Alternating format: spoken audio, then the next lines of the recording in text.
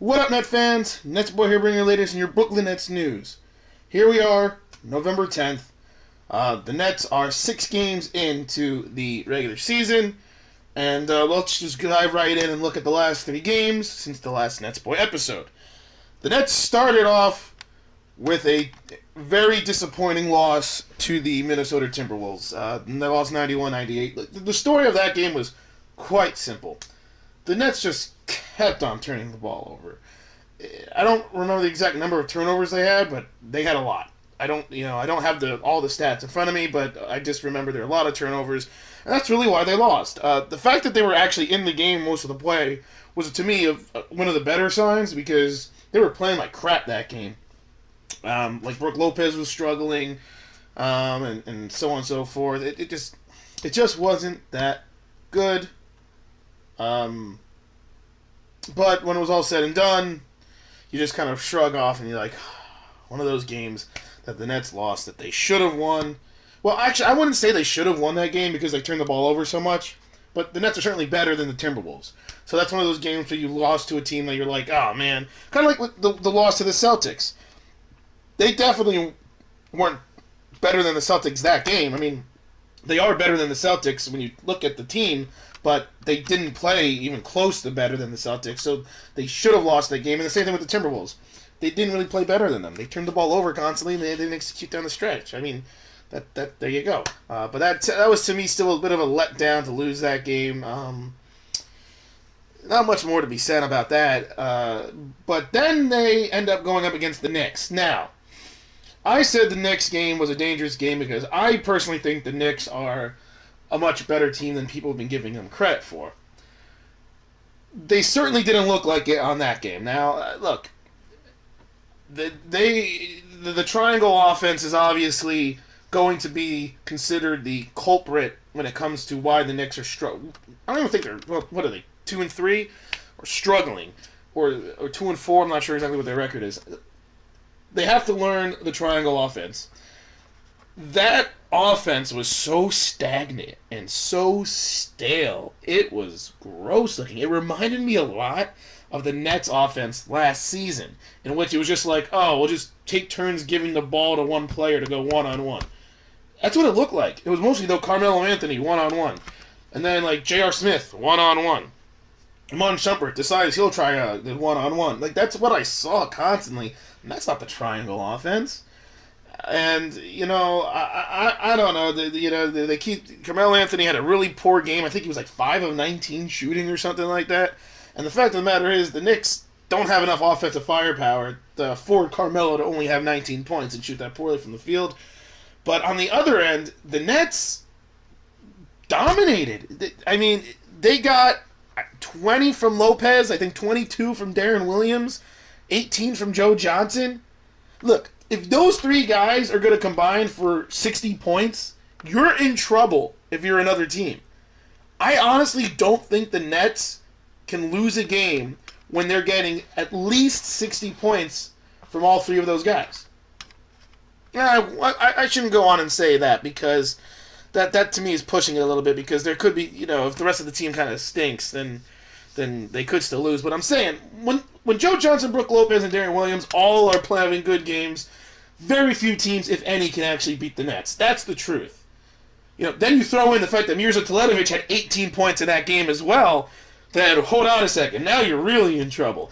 If you're going to get that type of production from those players, and then you get the bench punch from Mirza Teletovic, and Jarrett Jack also had a good game, I mean, you're not going to beat the Nets. And the Nets only won by 11, but really they were up by a lot more, and they really dominated the game more than that. And that basically shows how scary the Nets team can be. If you watch that game, you're just like, looking, and you're like, wow, what, really? Because first it was Joe Johnson, then it was Brook Lopez, then out of nowhere Darren Williams was making these shots, then all of a sudden Teletovic comes in and hits like 4-3. You're like, what? It was, to me, it was awesome. But for Knicks fans, you're probably like, who? No, screw you guys. But I'm just like, so that was great. And I mean, of course, that's not going to always happen. But the point I'm trying to say is, if the Nets get that type of production from their team, there's not any team in the league they can't beat. So that game was great. I was very pleased with that. Look, I don't know if the triangle offense really is a good idea for the Knicks anymore.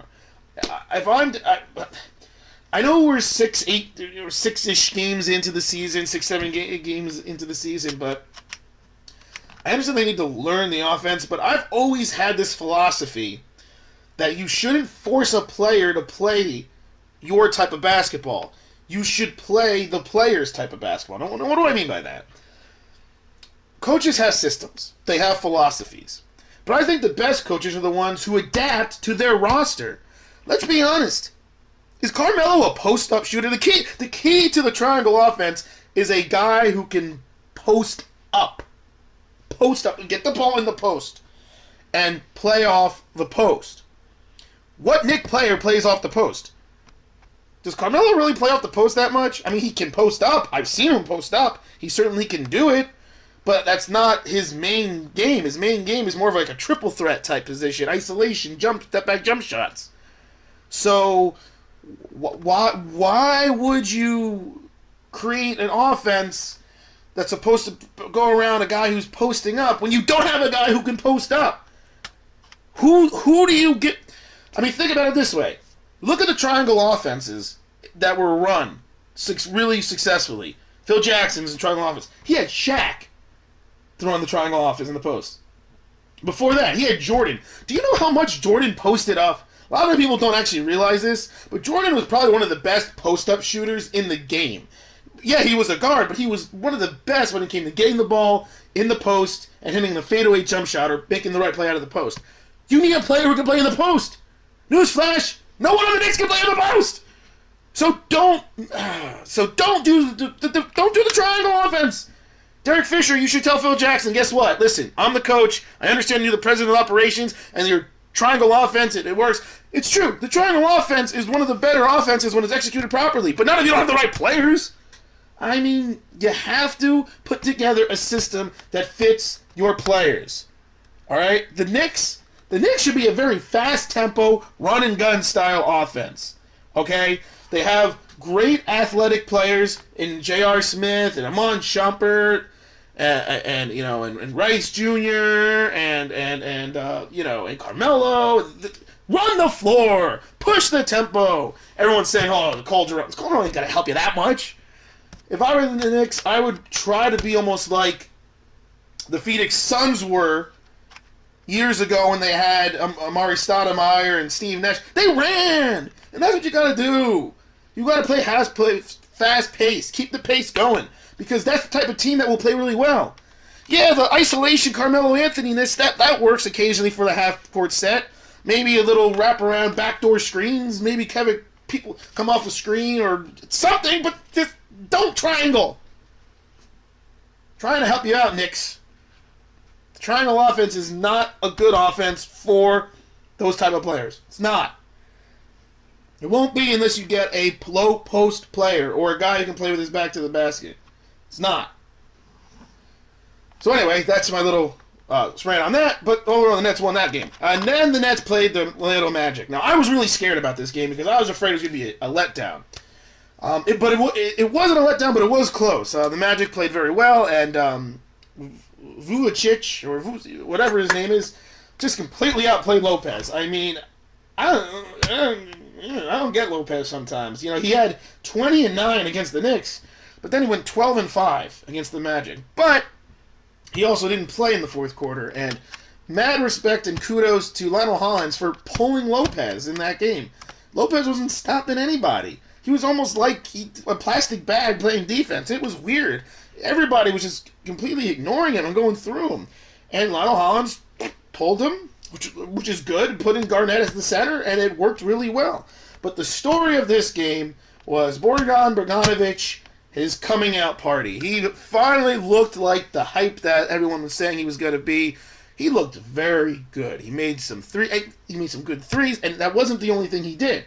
He made a post-up shot a couple times using his size. He stole the ball. Bogdanovic is definitely a good player, and I'm never going to say... I know last week I kind of said, I don't want him in the starting lineup. I still don't want him in the starting lineup. I just don't think he's a good enough defensive player and that his skill set really completely fits, I like Allen Anderson better. I just do. But I am certainly not going to say Bogdan Bogdanovic is not a good player. And he's just a very inconsistent player. I can tell you right now, I can tell there's going to be games where Bogdanovic is going to do what he did against the Magic, score 22 points, look fantastic, make the right plays. Then there's going to be games where he's just going to fade away and you're kind of forget he's even on the team. And that's okay. Those players who fade away are okay, but I don't like those guys in my starting lineup. I don't think players who should fade in my starting lineup. And I don't think he's a good enough defensive player that, Allen Anderson is a very good defensive player, and he's very quick. If you watch a Nets game and watch how often Allen Anderson blows past people. He's got deceptive quickness and speed. It's very cool sometimes. Like, he can get to the basket pretty easily if he really wants to. But he's a great defender. I just like that more of a defensive fit with that starting unit. But whatever. Like I said last week, Bogdanovic will probably continue to start, especially after this last game. He played very well. I was very pleased with how he played, and he's gonna be a good player. He's gonna be a good player in this league. Especially when he figures it out. He's gonna be a very good small forward, and we'll see what it goes on for there. But overall, the Nets played well, and they managed to beat the Magic 104-96. Kind of a close game, but all said and done, the Nets ended up 4-2, which is where I wanted them to be. They could have gone once again. They could have won the last 3 games if they didn't turn the ball over. They could have gone 5-1. It could be 5-1 right now. But hey, whatever. They're 4-2. I'm happy with the 4-2 record. That's where I thought they would be. That's exactly where I expected them to be right now. So I'm okay with that. The biggest thing I've taken away so far, like I took away the last 3, last NetsBoy episode, the first 3 games, same thing. Darren Williams looks good. I don't know how long it's going to last, but I'm telling you right now, if you're a Nets fan, you Nets, you've got to milk this. You've got to milk Darren Williams playing well as long as he possibly can. Because, let's be honest, he had surgery done on both his ankles. That surgery is orthoscopic surgery. Now, if you know anything about orthoscopic surgery, it's kind of like a long temporary fix to a problem. Arthroscopic surgery, as you know, cleans out the joints. It cleans out all the build-up, the calcium build up, and all the swelling around the place. Cleans it up and makes it nice, almost like it's healed. But the problem is, if you really have chronic problems, which I think Darren Williams does, it's going to slowly get bad again. It's just like arthritis. Arthritis, you can clean out a joint with arthritis, but it's going to slowly come back after time and develop because that's just the nature of the problem. So I will not be surprised if Darren Williams come around the All-Star break, you start seeing him slide, and everyone's going to be like, he played so well. I hope that doesn't happen, but I wouldn't be surprised because that's just kind of the type of thing that happens. But for now, Darren Williams looks fantastic. He's making the right plays. He's, like I said last week, he looks great, and I'm very pleased with that. So that is fantastic. On the Nets side of things, see how long that lasts. Like I said, I'm pretty happy the Nets are 4-2, right where they should be. So next 3 games, they go on their West Coast swing, and they've got some tough games. These next 3, they've got Phoenix next. That's Wednesday.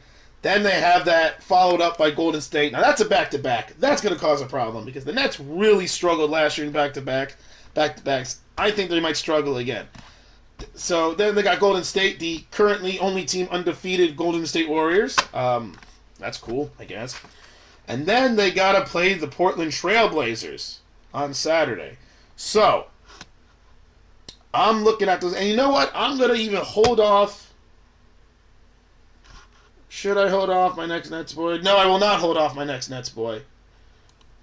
I'll do it after the Portland game, the next 3 games. So after their West Coast, when they play the Suns, the Warriors, and the Trailblazers, I'll do my next NetsBoy episode. Look, this is a tough stretch.